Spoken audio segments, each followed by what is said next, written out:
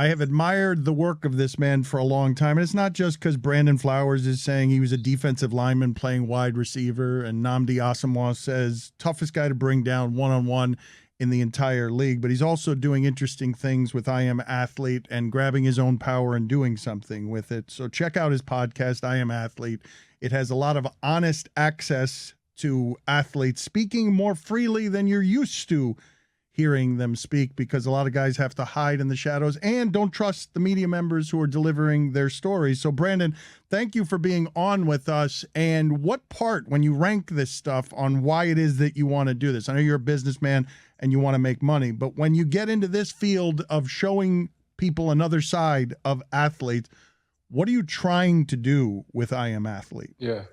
Yeah, I mean, well, first, thanks for having me. And, it's an honor to sit down with you. I can't believe it's been so long, so I appreciate you. To answer your question, create a safe place for athletes. You said it, this relationship between player and media, it can be toxic at times, but it's important for us to work together. And I don't think we've figured that out yet and perfected that. There's only so many Dan LeBatards in the world. I think that's why one of the reasons why, people respect you and enjoy coming on your show. You have, former athletes, current athletes that will come on and moonlight here and there. And that's because you've always done it the right way, and you've been able to hold athletes accountable, have those tough conversations in a way that keeps them human, right? And so I Am Athlete exists just to continue things like what you started, and other people out there has done a great job, is just continue to create safe places for athletes to share their stories. I have found yours fascinating, right? Because you very publicly did some growing up with some pain and some details that got out there that had to be unpleasant to you as you navigated a terrain that was less open and vulnerable on this mental health stuff than we are now. You were 10 years too fast to this space where your messiness got out there really uncomfortable in public as you tried to explain to people, hey, I'm vulnerable too. I know you see all these the muscles and stuff, but I've got some frailties in here. Right. Absolutely. I mean, but I don't even look at it that way. I think I was built for that moment and built for, being a part of championing this conversation around mental health, right? Where, I didn't even think twice about, what it would do to my career, how hard it would be, how the media would perceive me. I was just going off my gut. I was going off of my experiences. Like, how the hell do I go from struggling on the field, off the field, my interpersonal relationships, the way I was, sitting down for 3 months, going to McLean Hospital, diagnosed with borderline personality disorder, going through dialectical behavior therapy, mentalization therapy, cognitive behavior therapy, dialectical, I already said DBT, self-assessment, and so many other things. And all of a sudden, my life is drastically transformed. And when I felt that shift, I said, oh my goodness, I need to share this with the world, and I need to help bring this to light, and be one of the voices and one of the faces to it. So for 10 years, we pounded the pavement and done a lot of the tough work alongside of people who've been doing it for a long time. And now we're in a space now where it's a everyday conversation. It's not as taboo anymore. How did you get to the place from, I imagine, patterns, imprinting, culture, family, whatever? I imagine, I'm making presumptions. You tell me where I'm wrong. I am not to talk about my feelings. Right. I do not want the tools that are necessary to be sensitive guy or guy who cries to, wait a minute, you're going to give me tools that give what I have a name so that this darkness can lift and I can be less alone with it. Right. I'm going to be honest, man, like, it's not for everyone. I think it was just in me. It's like a part of my innate ability to be able to lead and, to run into the tough conversations and the challenge. Like, I didn't even think twice. I didn't care. I had my publicist like, no, what are you doing? Don't say anything. Friends and family, don't say anything. You know what this will do to you. I guess back then I thought, hell, I'm a baller. I'm still going to catch 100 balls a year and 1,400 yards, and potentially score 10 touchdowns. So I didn't think about, what can happen by championing this thing and being honest. I just wanted to help, if I'm being honest, man. Where were the epiphanies for you, though, right? Because I got to imagine that along the path, and I don't, off the top of my head, I don't remember, but you had some stuff, right? Right. You incidents that were public and messy, and Brandon Marshall became guy who's tough to trust because why is he this volatile?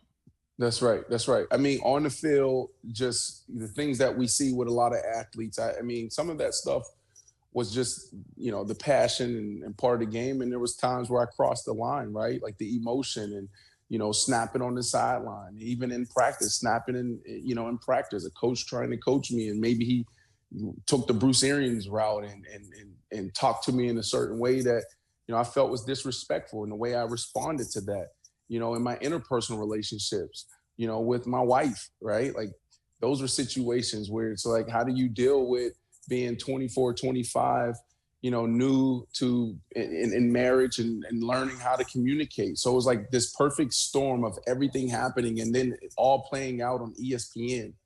It's that right there. And, one off season, I looked at Ricky Williams and I said, man, do you think I'm bipolar? Because I saw your documentary, Run, Ricky, Run. And I'm like, how do you go from living in the tent in Lamb, Australia, or wherever you were, to now you're like one of my favorite teammates. You're this phenomenal person. I'm sitting in a cold tub with you and you're freaking reading a book, right? Like it's so peaceful, right? And he said, no, Brandon, I don't think that you're bipolar. I just think that, you say the things we all want to say and shouldn't say and know not to say.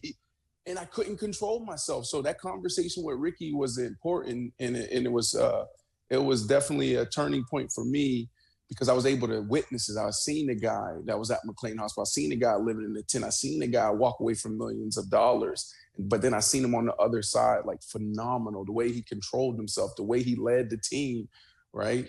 The way he spoke about mental health, the way he spoke about people. And so that offseason, during the year of the lockout, 2011, I found myself at McLean Hospital. Went through a neurological evaluation to see if I was even capable of change, if I can control myself, what was going on in my brain, a clinical evaluation. And, it came out that, yeah, you're capable of change. And, borderline personality disorder is an emotional disorder, something that you can treat and something that you can get better from. What are the things you think of from that 3-month period that represent illumination, epiphany, relief, the greatest things that you were given there? Yeah. Oh man, just the skills and tools to be able to control my emotions, right? Like I remember playing for the Dolphins and it was horrible, it was terrible, and all my feelings were valid. And yes, America, I'm telling you right now, my feelings were valid back then, but I knew the way I was responding to some of these things were wrong, right? One day I walk in, I said, I'm not going to say anything. I knew the offensive game plan was trash. I knew I did my best. And I'm going to walk into this facility and I'm not going to say anything, because when I speak, I become the problem, right? Or if I respond, I become the problem. And I walked in there and coach said something. It's like, oh, what the hell are you doing here? Da, da, da, da. And I was like, man, that was a terrible call. And I grabbed my Gatorade bottle and I threw it and I walked out. And I remember walking out and I was like, holy crap, I need help. Like I literally walked in today saying I wasn't going to say anything. And in that moment, I knew I couldn't control myself, couldn't control my emotions. And so going through, 3 months of intense therapy and these group therapies and learning dialectical behavior therapy, the skills and tools to be able to self-regulate, and being in those moments and being able like, oh shit, like I can control myself now. Or I wanted to say this, but I didn't, right?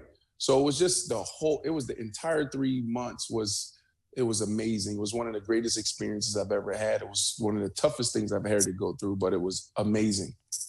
Is football well equipped to deal with sensitive and vulnerable? I think from a shell, like, yes, there's yes and no. There are some amazing programs in place. We have access to a lot, but there's this dynamic between player and organization, player and coaches, that it's not a real safe place for athletes and players to open up and have those conversations. So they have programs in place, but can you trust these programs? Can I trust that if I have this conversation with this therapist that it's not going to get back to the team and the team's not going to use that against me when it's time to sit at the table to renegotiate a contract? Or maybe they'll cut me. Maybe they think that, it's diminished capacity, diminished potential, right? But there's so many people living with this. So from that aspect, yes, it's team by team. It's, general manager to general manager, coach to coach, right? There's some coaches and some teams, some organizations that embrace it. Some teams don't, right? They have systems in place. They have people in place to be able to deal with these things.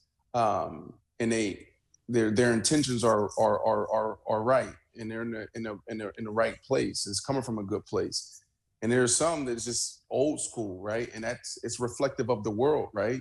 It's 320 million Americans. It affects all, 100 million Americans, living with something, dealing with something, and everybody has their own opinions and their own perspective on it. So it's the same thing in the NFL. Now the NFL has programs in place. They have people in place. Hell, just 3 years ago, where they mandated that every team has a mental health practitioner on site. When I was playing, playing for the Miami Dolphins, you had one, and then the Chicago Bears had one, then they fired them, and then they didn't have one, right? So we still have a lot of work to do. I think the NFL is taking it serious now.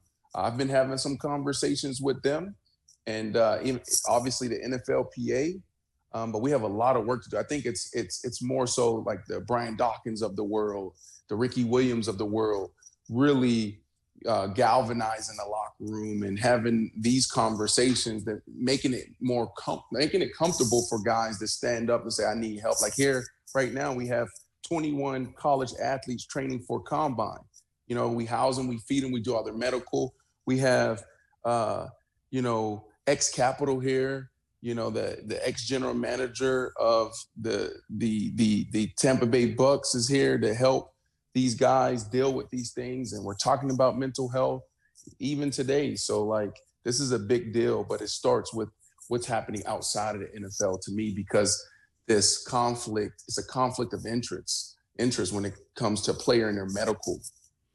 The distrust is a big thing that I don't think people understand. Everything is pushing the athlete to get on the field, including the athlete. And so the pressure envelops, and I think the whole place is a mental health minefield. The sport, right, the occupation, the distrust of the doctors. But let's play some sound here from I Am Athlete, and they had Antonio Brown in, and I'm telling you, they have more honest conversations, unfiltered, than you're used to hearing when people, it seems like these guys forget they're in front of cameras and they're just talking in a way you do not hear when they're being formally interviewed. So Antonio Brown was in, and let's hear some of the sound from Brandon Marshall and the group talking to Antonio Brown. So what you saying what I did was wrong? What are you saying? I'm not saying. So what you saying? What's your point of it? An NFL Super Bowl team coach told a guy on the team who playing hurt, get the out of here, and you telling me you, Brandon Marshall, would have told him, I would have got close to him and started talking to him. Let me tell you, bro, so here go my thing. I know what I want. I'm trying to get another 40 million. So what I'm gonna do, because if I give him that, if I take off unstrap my boom, peace sign in MetLife, now they in control. Yes. I lose, because now it's me versus I love that you said the media. I love that. B. Marshall just said he would have did what he had to do so he could get that what he had to get. So you telling me you're compromising your integrity? I told you he control. Yeah, he control. You a footballer. That's why I feel like y'all. But hold on, but that's why I said you said I was disruptive, which is it can be a good No, thing. listen, being disruptive is fucking something up when something going right. No, that's not what I'm saying. The problem is what he said with mental health. Football players will always have mental health problems because what you said, I'm with you. So as football players, mental health going to sustain, they willing to be treated the wrong way to get what they got to get. The Hall of Fame, them bad. That's why I said the disruptive, because that's not disruptive. Some people, B. Marshall willing to do anything to achieve his goal, which is greatness, greatness. But at the same time, what's your integrity in regards of what you want to do to get there?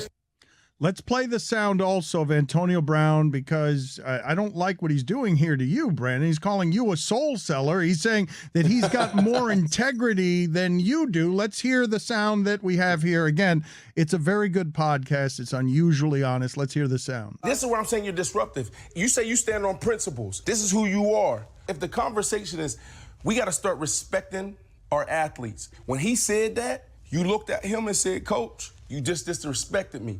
Go in the locker room, because this is what I would have did. If I'd have went in the locker room and did my press conference, 2 million people watching, I would have said, listen, I'm no longer playing for the Tampa Bay Buccaneers, because what I stand on, there's no way I can walk into that locker room when this coach just talked to me the way he talked to me. Well, I don't respect that, et cetera, et cetera, et cetera, et cetera, et cetera. And now you're putting it back on them. At the end of the day, my boy, I gotta look myself in the mirror. When nobody ain't there, and I gotta be good with myself. The problem with people is they worried about how someone reacts. You worried about how this look, how he did. Listen, you do what your heart tell you to do. If you don't do what your heart tell you to do, at the end of the day, you're gonna have some drama in your mind because you felt outside of yourself.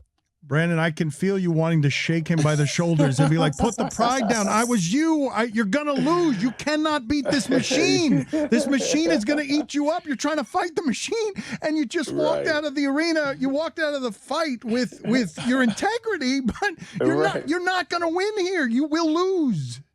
100%. I mean, and that's why I was using the word disruptive. He and I got caught up on that word disruptive. What I was saying is, when you're disruptive, right, you know, if I'm with him, if he said, you know what, the way we treat the athlete is wrong, and he can state why, and he's willing to walk out of the stadium, walk away from his career, right, to push that conversation forward, or not push the conversation forward, just say, I'm no longer subjecting myself to this, then I can respect that.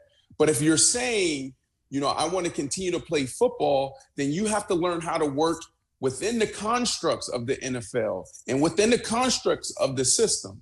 And I think that's where he and I weren't seeing eye to eye, right? Like, man, this is the NFL. This is a monster. This is a beast, right? And they're going to protect the shield, you know, and they're not going to let one person bring down the NFL or, you know, talk bad about the NFL. So, you know, I just want him to have more clarity on his approach.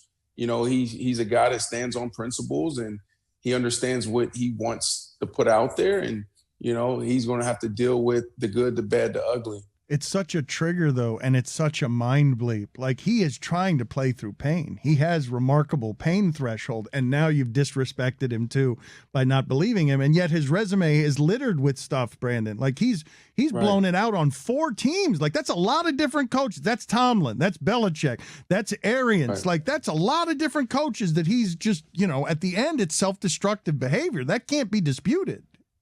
Yeah. Well, again, like, there's a lot of guys that feel the way Antonio Brown feels, for being honest, right? You know, and there's a lot of guys, you know, you saw Bruce Arians after he put his hands on Adams' his safety. You can't do that. These are grown men. Some of these men make more money than you. You know, some of these guys are just as accomplished as you are and successful, right? You know, there's this hierarchy really doesn't exist anymore. This is the coach. This is the player. What it is now, we're coworkers. Right now, we understand your job and you lead the team, but when it comes down to communication and actually dealing with stress, dealing with problems, we got to talk on the same playing field, and that doesn't always happen. And then there's the medical side to things. We talked about that already, where there's a lack of trust there just because of the business around it. They use those things against you. But the thing that we all have to understand, and I had to learn this, I didn't get this the first 4.5, 5 years of my career, and that's how to be diplomatic in all of this stuff. If you want to be in the NFL, right? Now, if you want to be disruptive and like a Colin Kaepernick said, I'm willing to risk it all, then I'm for you. You know, I respect that. I respect somebody who's willing to say, I'm willing to walk away from $30 million because I care more about my integrity. I care more about my principles and what I stand on. But if we're also saying we want to play and stay within, you know, this construct, then we have to know and learn how to navigate. What is the most disrespected you've ever felt by a coach or organization? Ooh, oh man. I'll be honest, man. Dan, that's what I had to learn. Like, I didn't even let nobody even get there. Dan, I just came in with so much energy, right? Where coaches knew, like, it didn't matter if it was the owner of a team, a general manager. It was like, listen, I'm here to work my ass off. I love it. You know, I love playing football. I'm going to give you my all, but just don't BS me.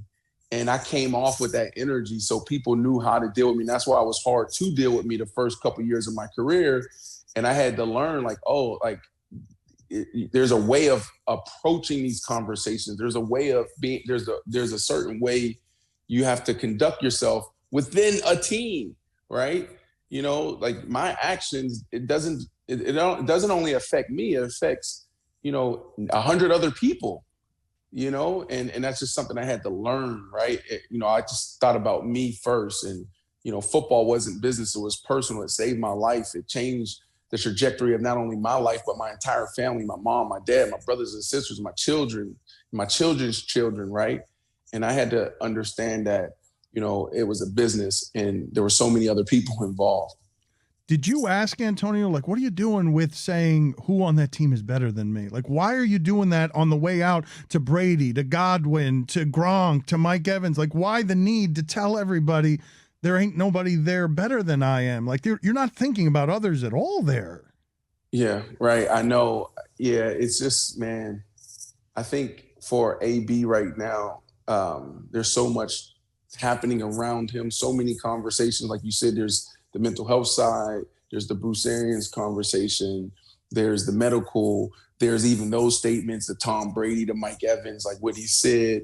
And for me, it's just like, that's what I was trying to, the conversation I was trying to have with Antonio Brown was, what are you trying to prove? What's your message, and how to relay that message where it's clear and people can actually receive it, right? And there was one part in the conversation where I was like, oh, you and Kanye have a lot in common. And he took it a whole nother way. And I was like, no, what I was trying to say is, like, Kanye West, the way he communicates, sometimes you get lost, the message is lost because of how he's saying it, right?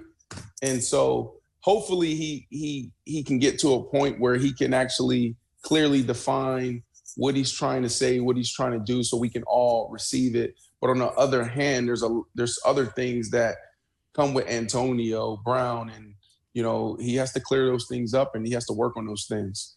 I was bummed out when I heard that Channing Crowder and Fred Taylor. I also thought to myself, oh, look, business has made an appearance. These guys didn't realize how valuable this all was at the very beginning. But I was bummed out that you guys didn't continue working together. Can you tell us what happened there in a way that's not invasive? Oh, you are right there. You just said it's business, right? Long story short, my wife and I invested $11 million over the last 2 years in building this company, House of Athlete, I Am Athlete. We have almost 100, staff members, and, we see, the value in what we're doing, and, the vision that we have, it didn't align with them. And so, they decided that, going and doing their own thing was best for them. So I don't want to get into all the details there, but that's high level stuff. It's just business, right? Like, they have an opportunity to do the same things that you're doing, that what I'm trying to do, and they can own it all. Oh, but it hurts, though. That stuff can be, when you're building stuff with people, you got to choose your wife, obviously, but you could say it's business, but still, man, these things are also personal. Yeah, like I said, but nothing I do is real. I'm still learning. I talked about this in football. Like, football was personal, and it wasn't never a business. I had to learn that, and I got to a place where I was able to navigate through that. And it's the same thing in business, man. Like, this is my passion: creating safe places for athletes. You got House of Athlete. We have 150 guys that trains here in the off season at this location. We have Tampa opening, Dallas opening, and really the focus. Like, even on Wednesday, there's no training here. I have mental health practitioners on site right now. I have people here for personal development here. This is my why. You can come in, you're going to help you jump higher, run faster, reach your goals, your physical goals. But I'm pushing you to this Wednesday class and this entire experience on Wednesday where we can help you grow there. Then on the I Am Athlete side, there aren't too many safe places, that exist for athletes that come in and have the time to really tell their stories. And it's not the got you moments. Like, I'm gonna sit down and before you come on and tell you, hey, this is what we want to talk about. You'll be prepared there, and we'll have that accountability. Even like you saw the banter back and forth. That's the locker room, right? So, yeah, it is personal, you know, and it does sting when you lose people and when people go in the other direction, you know, for good, bad, or the ugly, and you know, that's something that we have to deal with now. This Brandon Marshall, with his life experience, with his wisdom, goes back and says what to the guy entering the league as Brandon Marshall? Exactly what we're talking about, man. This is big business, $16 billion industry. Back then it was 10, you know, and understanding how to navigate through it, right? You know, I'm watching Larry Fitzgerald and how he navigates, you know, the business and his relationships. You know, Dan, if I'm being honest, man, like, it was personal for me, you know. It's like getting those calls when I'm at the University of Central Florida and I got $4,000 of Pell Grant, $2,000 one semester, $2,000 next semester, and I got to send that home to my mom, you know, to help pay her rent, to keep her off the streets, you know, like that shit's personal. And so I always, that's what drove me, you know, when it was 5 a.m. mat drills. And I'm tired. My tongue is on the floor. I can't take another step. What I would think about was my mom has to eat. You know, my siblings, my brother and sister, they have to eat. That was me. That was all on me, right? And so I played with that chip on my shoulder, and I approached it that way. And so, you know, I'm actually proud of everything that I've gone, like everything I've been able to be able to overcome and accomplish. But, and now I'm in a position to tell my kids and even my nephew, he has some of the same emotional challenges. He's a freaking stud. He's an amazing person. But I see him on the field. Sometimes he wants to throw his hammer on the floor and on the ground. Like, no, we're not doing that, right? Because you got to learn from everything I've gone through. And so that's the conversation that I would have with myself is like, look, I get why you're successful. I get why you are the football player you are, but those same things that make you great are the same things that can drag you down and will drag you down if you don't get a hold of it. What is your relationship with confrontation? Ooh, good question. My relationship with confrontation, I'm not afraid of it. I think when you approach it the right way, you know, it makes relationships stronger. It makes you better. And so I think confrontation is good. There's a book that I read a long time ago and I recommend it for a lot of people, Difficult Conversations, you know, and it's like how to have those difficult conversations and how to validate, you know, someone else's opinions and thoughts and emotions, and then find a place where you can compromise. So I embrace that because I think that's where relationships are built. And that's where I think, you know, deeper relationships are created. Off the top of your head, when I say football confrontations to you, memorable ones that you have had, what are the things that come to mind? Ooh, Jay Cutler. There's some confrontation there. Cuddy, just our entire relationship, like we pushed each other every single day. And, you know, so there was some confrontation there. Confrontation with Josh McDaniels. You know, before I got traded to the Miami Dolphins, that was a big confrontation the entire year. Yeah, that was tough for me. That was a tough year. Other confrontation, Chicago Bears, you know, that last year, the media. And it's just, you know, I was like the media darling my first 2 years there. And then, you know, I was just the same person that wore my emotions on my sleeve when it was, you know, the good, the bad, the ugly. You know, I never changed. And that's where I learned, like, man, when you're losing, you have to simmer down a little bit.